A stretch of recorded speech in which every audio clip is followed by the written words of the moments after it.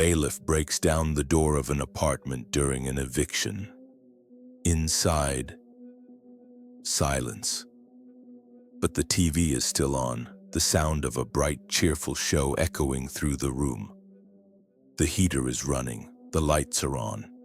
A half-finished cup of tea sits on the table, and beside the bed lies the skeleton of a woman. Next to her, a pile of wrapped gifts, each one labeled with the names of those they were meant for, but none were ever sent. Her name was Joyce Carol Vincent, and no one had noticed she was gone for over 2 years. Joyce was born in London in 1965. She came from a mixed heritage family, an Indian mother and an African father. In her youth, she was energetic, social, full of life. Her friends described her as radiant. At 24, she attended Nelson Mandela's concert at Wembley and even shook his hand. She had connections in the music world. She dined with Stevie Wonder and Isaac Hayes. Her life seemed like a movie, but years later that movie would end on a silent screen. In 2001, Joyce quit her job at Ernst & Young. She never explained why. At the time, she had just escaped an abusive relationship. She stayed for a while in a women's shelter. Then, she vanished.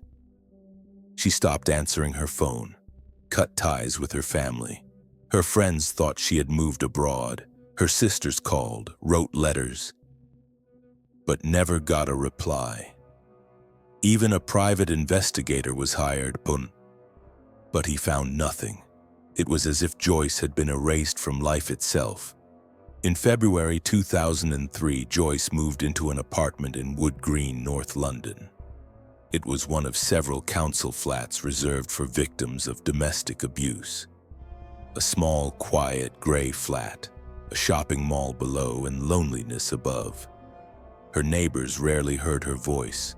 Sometimes music played at night, other times, complete silence.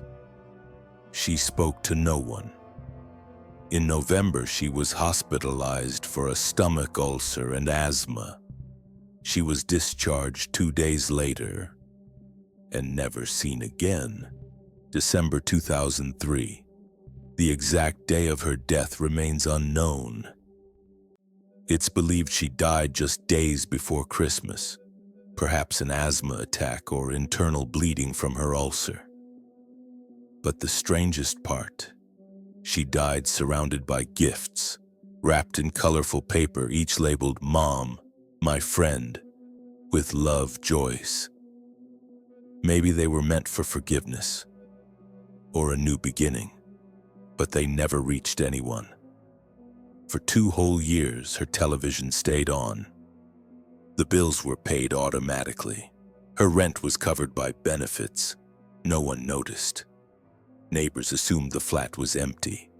The smell, they thought it came from the garbage outside, and that television, that glow, kept a dead woman company for 2 long years. On January 25, 2006, the door was forced open over unpaid bills, and she was found, lying on her bed beside a shopping bag facing the TV, as if she had simply fallen asleep. But that sleep had lasted 2 years. An autopsy couldn't be performed. Her body had completely decomposed. Her identity was confirmed through dental records. Police declared it a natural death.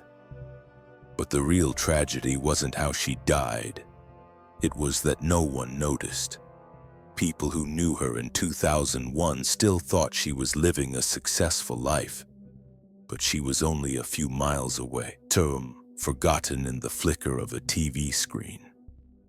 In 2011, the film Dreams of a Life retold her story, and in it one line stood out: "No one called, because everyone thought she was in a better place."